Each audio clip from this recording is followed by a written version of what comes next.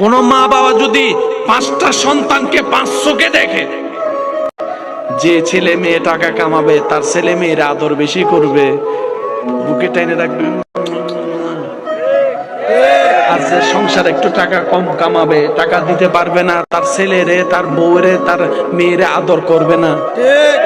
হাসরের ময়দানে ধরা আছে না নাই? এক ছেলের সম্পদ বাড়াই দিবে, আরেকজনের কমাই দিবে। ধরা আছে না নাই?